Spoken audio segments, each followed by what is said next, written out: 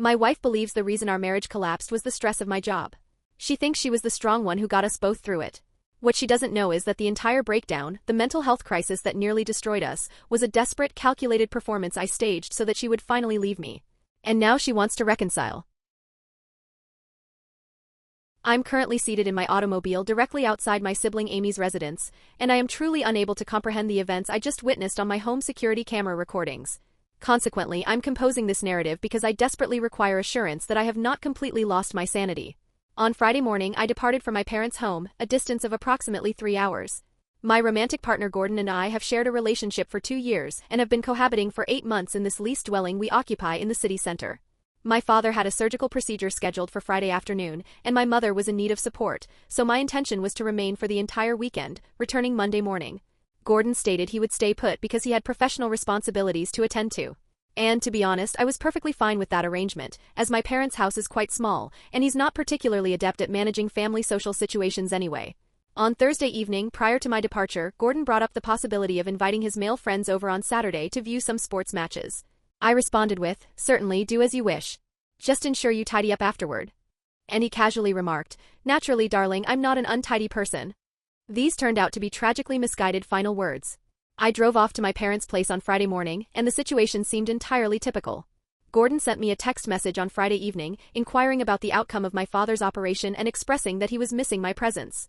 Saturday morning, he messaged me with a pleasant greeting and an expression of love. On Saturday afternoon, I was assisting my mother with preparing meals when my phone vibrated with an incoming message from Jocelyn, the person residing directly across the hallway from us. The text stated, "Hello, I don't wish to be intrusive, but there have been a considerable number of individuals entering and exiting your apartment throughout the day. I merely wish to confirm that everything is satisfactory." I immediately replied, "Gordon is having a few male companions over to watch athletics. It's no big deal."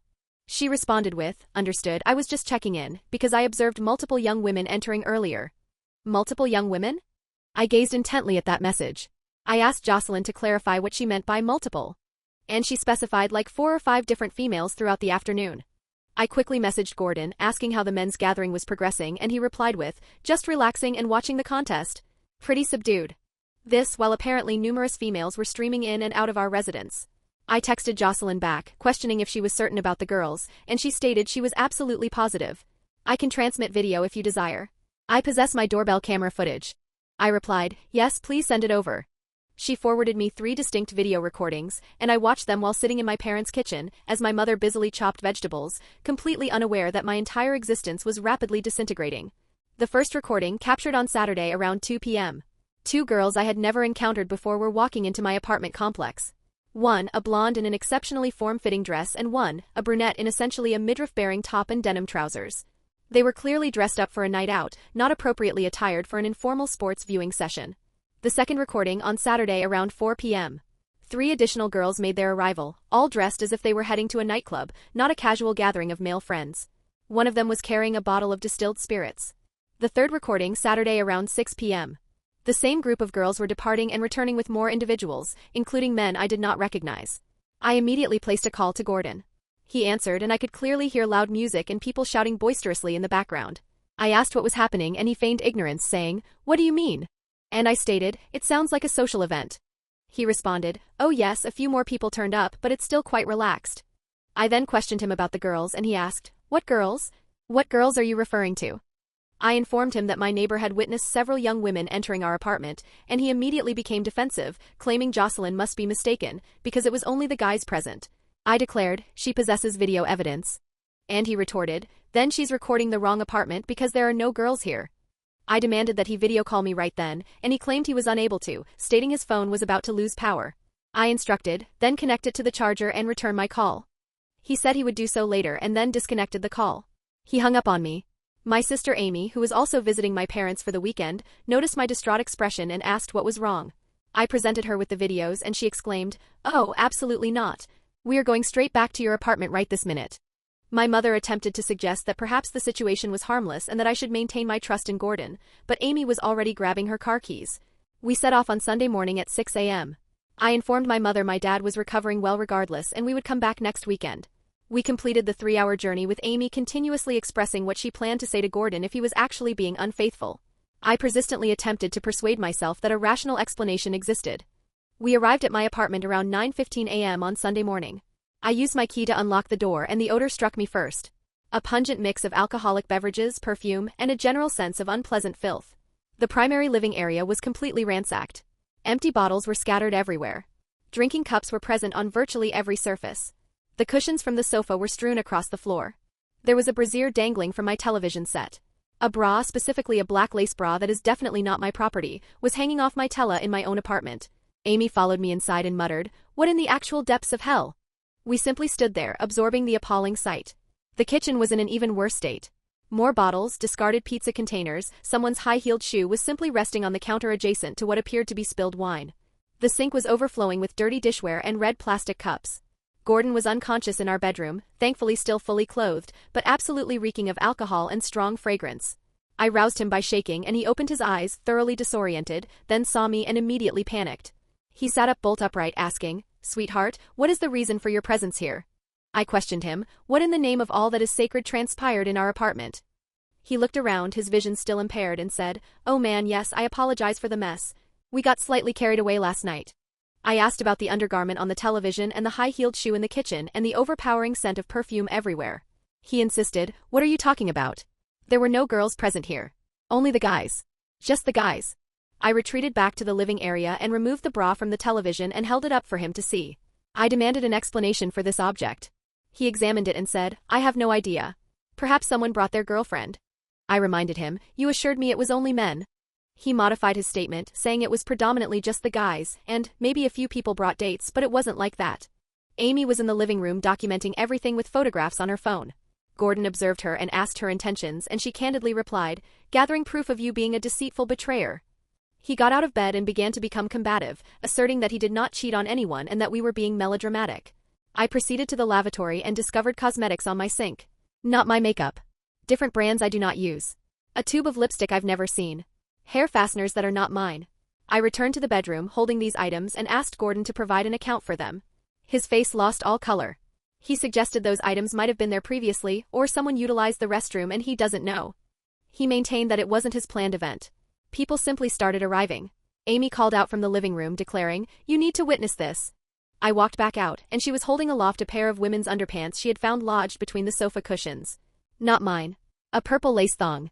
I do not possess any clothing item that is purple lace. Gordon emerged and saw the undergarment and said, "Okay, that is strange, but I solemnly affirm I do not know whose that is." I asked him how a woman's undergarment ends up in our living area if no girls were present. He proposed, perhaps Landon brought someone and things spiraled out of control, but he was not personally involved. I instructed him to remove himself from my sight while I proceeded to clean and collect my thoughts. He attempted to embrace me and I repelled him. He smelled strongly of perfume and I felt an intense urge to vomit. Amy assisted me in commencing the cleanup while Gordon sat on the porch, appearing miserable and pitiful. It required 3 solid hours to restore everything to order. We uncovered more indications throughout the process. Artificial eyelashes on the bathroom floor. A hair extension in the kitchen. Someone's telephone number scrawled in lipstick on my mirror. The entire duration, Gordon kept entering the room, stating he was apologetic about the disorder, but that nothing sexual occurred with anyone. That yes, there were young women there, but he did not physically interact with any of them. That I was overreacting and allowing my imagination to run unchecked. That Landon and Carl and Anthony all brought people, and the gathering became larger than he anticipated, but he remained faithful the entire time. Amy finally commanded him to be silent and leave so we could complete the tidying. He went back outside and I overheard him on the phone with someone, presumably one of his companions, saying, "My girlfriend returned home ahead of schedule and is going berserk over nothing." Nothing. After we had finished cleaning, I recalled that we possess a security camera positioned in the living room. Gordon is aware of its existence, but he is terrible with technological devices and had most likely forgotten about it. It is one of those devices that saves footage to the remote server, and I can access the recordings from my mobile phone. I opened the application and scrolled to Saturday. I began viewing and what I witnessed made me feel physically ill. Saturday afternoon, around 2 p.m. Gordon and his friends Landon, Carl, and Anthony are present, consuming drinks and watching sports, just as he had claimed. Then, around 2:30 p.m., the door is opened, and in walk the 2 girls from Jocelyn's recording, the blonde and the brunette. They are immediately affectionate with Gordon, sitting upon his lap, gently stroking his hair with their hands. He is giggling, drinking, and clearly enjoying the attention. More individuals arrive throughout the afternoon. By 5 p.m. there are perhaps 15 people present, and it is undoubtedly a wild party. Gordon is dancing with various girls, engaging in deep kissing with a blonde on our sofa, going into the kitchen with the brunette, and while they are not visible I can audibly hear their flirtation. Around 7 p.m., the footage displays Gordon and Carl and Landon in the living area with several young women. Someone has dimmed most of the lighting, but the camera still captures enough detail. Gordon is now kissing a different girl, a redhead I've never encountered. His hands are all over her. Then the most egregious part, around 9 p.m., Gordon and his male companions are taking shots in the kitchen, and the girls are in the living room dancing. I can distinctly hear Gordon on the audio saying, "My girlfriend is so intellectually deficient. She will never discover this." His friends chuckle. Carl comments, "Dude, you are taking a massive risk." And Gordon replies, "Nonsense, she trusts me entirely.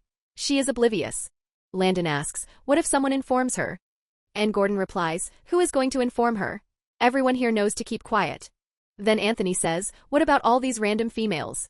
And Gordon states, "They won't remember who I am or where I reside after tonight." Then Gordon uttered something that made me actually gasp aloud, sitting there in my recently cleaned living room with Amy observing over my shoulder. He says, "Honestly, I'm only keeping her around until I find someone more attractive. Anyway, she's like my precautionary measure." Precautionary measure. Amy seized my phone and repeated the playback. We re-watched that segment 3 additional times. Gordon calling me stupid. Gordon stating he is searching for a more appealing partner. Gordon referring to me as his safety net, as if I am merely a contingency plan while he seeks something superior. The footage continues and it becomes worse. Gordon leading girls into our bedroom. Emerging 20 minutes later, adjusting his clothing, different girls going in and out of the bathroom, people drinking alcohol off each other's bodies. This deplorable behavior persisted until 4 a.m. when the final individuals finally departed, and Gordon lost consciousness. I saved all the recorded evidence to my mobile phone, downloaded every single video file from Saturday afternoon through Sunday morning. Amy ensured it was all backed up to 3 separate locations. Then I sat there, attempting to determine my next move. A part of me wanted to confront Gordon immediately with the videos, but another part of me recalled him calling me stupid and clueless, saying, "I would never know." Talking about me as if I were easily replaced. Gordon came back inside around 2 p.m., asking if we could engage in a discussion. I replied, "Certainly, let us speak." He took a seat and launched into a lengthy apology about how the party got out of hand and he should have managed it more effectively, but that nothing improper occurred between him and anyone else.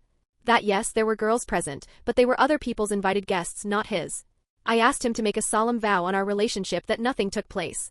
He looked me directly in the eyes and said, "I swear on absolutely everything. Nothing happened.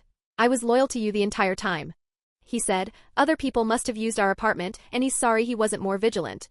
I simply nodded my head and said, "All right, I accept your account." His face brightened significantly.